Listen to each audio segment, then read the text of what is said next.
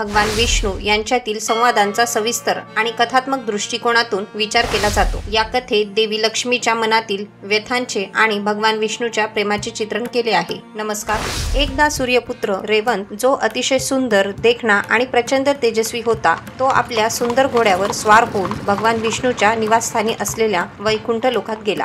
तेव्हा लक्ष्मीजींची नजर घोड्यावर बसलेल्या रेवंतवर पडली। आपल्या भावाला, अलौकिक घोड्याला, उच्चैःश्रवाला समुद्रातून बाहेर पडताना पाहून ती फारच आश्चर्यचकित झाली आणि स्थिर डोळ्यांनी त्याच्या रूपाकडे पाहत राहिली। सुंदर रेवंत घोड्यावर येताना पाहून भगवान विष्णूंनी देवी लक्ष्मीला प्रेमाने विचारले, येथे घोड्यावर स्वार होऊन कामदेवासारखा तेजस्वी शरीर असलेला हा कोण येत आहे? त्यावेळी घोड्याकडे टक लावून बघत असलेल्या लक्ष्मीने उत्तर न दिलेले पाहून विष्णू क्रोधित झाले आणि तिला म्हणाले, हे सुलोचने, तू काय बघत आहेस? तू या घोड्यावर मोहित झाली आहेस आणि मी विचारल्यावरही उत्तर देत नाहीस, कारण तुझं मन सर्वत्र आनंदी आहे, म्हणून तुला रमा म्हणतील आणि तुझ्या चंचलतेमुळे तुला चला म्हणतील, यात काही शंकाच नाही। तू माझ्याबरोबर असतानाही जर तुला घोड्याने मोहित केले असेल तर हे देवी, नश्वराच्या अत्यंत भयंकर जगात घोड्याच्या रूपात तू जन्म घेशील। लक्ष्मी विष्णूचा हा शाप ऐकताच भयभीत झाली आणि विष्णूला विनम्रपणे नमस्कार करून म्हणाली, हे दयाळू, हे जगदीशा, एका छोट्याशा गुन्ह्यासाठी तू मला असा शाप दिलास? आता मी या भयंकर शापापासून मुक्त होऊन तुझा आनंददायी सहवास कधी प्राप्त करू? हरी म्हणाले, प्रिये, जेव्हा तुला माझ्यासारखा मुलगा पृथ्वीवर होईल तेव्हा मला पुन्हा मिळाल्यावर तू आनंदी होशील। जेव्हा रेवंताने पाहिले की वासनामुक्त रमाला भगवान विष्णूंनी शाप दिला आहे, तेव्हा तो घाबरला आणि विश्वाचे स्वामी भगवान वासुदेवांना नमस्कार केला आणि दुरूनच निघून गेला। त्यानंतर विष्णूजींची अनुमती घेऊन लक्ष्मीजी मृत्यूलोकात आल्या।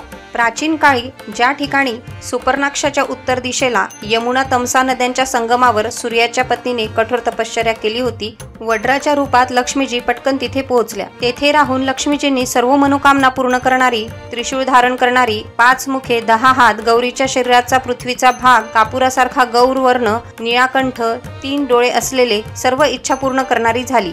वाघाचे कातडे धारण करून, हत्तीची कातडी धारण करून आणि गळ्यात नरमुंडकी धारण करून हारांनी सजलेल्या आणि नाग यज्ञोपवीत असलेल्या महादेव शंकराचे एकाग्रतेने ध्यान करू लागली। सागराची कन्या लक्ष्मीजींनी सुंदर घोडीचे रूप धारण करून 1000 दिव्य वर्षे अत्यंत कठोर तपश्चर्या केली। त्यानंतर भगवान शिव देवीवर प्रसन्न झाले आणि बैलावर स्वार होऊन त्यांची पत्नी पार्वतीसह त्यांना प्रत्यक्ष दर्शन दिले। भगवान शिव म्हणाले, हे कल्याणी, भगवान वासुदेव, जगन्नाथ विष्णू यांच्याऐवजी तू यावेळी माझी पूजा का करत आहेस? लक्ष्मी म्हणाली, हे आशुतोष, माझ्या पतीने मला शाप दिला आहे, म्हणून मला या शापापासून वाचवा। भगवान विष्णूंनी शापापासून मुक्ती मिळविण्याचा हा उपायही सांगितला होता। हे कमला, जेव्हा तुला मुलगा होईल तेव्हा तू शापापासून मुक्त होशील आणि वैकुंठात तुझ्या निवासस्थानी परत जाशील। मग माझ्या पतीच्या उपस्थितीशिवाय मला मुलगा कसा होईल? शिव म्हणाले, हे देवी, माझे आणि त्या विष्णूचे ऐक्य तुला कसे कळले? मी आणि भगवान विष्णू यांचे ऐक्य जाणून घेणे अत्यंत दुर्मिळ आहे। लक्ष्मीजी म्हणाल्या, हे देवांचे स्वामी, एकदा मी भगवान विष्णूंना एकांतात कमळाच्या आसनावर बसलेले ध्यान आणि तपश्चर्या करताना पाहिले, तेव्हा मला आश्चर्य वाटले। मी माझ्या पतीला नम्रतेने विचारले, हे देवा, ज्यावेळी ब्रह्मदेव आणि इतर सर्व देव दानवांनी समुद्र मंथन करून समुद्रातून मी जेव्हा बाहेर पडले, त्यावेळी माझ्या पतीच्या इच्छेनुसार मी सर्वांना पाहून सर्व देवांमध्ये तू सर्वश्रेष्ठ आहेस असे ठरवून तुझी निवड केली। हे सर्वेश, तुम्ही कशाचे ध्यान करत आहात? मला ही मोठी शंका आहे। विष्णू म्हणाले, अगं प्रिये, मी त्या महेश्वर आणि पार्वतीपती शंकर यांच्याविषयी सांगेन, ज्यांचे मी अंतकरणात ध्यान करीत आहे। कधी अपार पराक्रमाचे देवशंकर माझे ध्यान करतात, तर कधी मी त्रिपुरसुराचा नाश करणाऱ्या देवेश शंकराचे ध्यान करतो। मी शिवाचा प्रिय आत्मा आहे आणि तो माझा प्रिय आत्मा आहे। अशा रीतीने आम्हा दोघांचीही एकमेकांशी जवळीक आहे, आमच्यामध्ये कोणताही भेद नाही।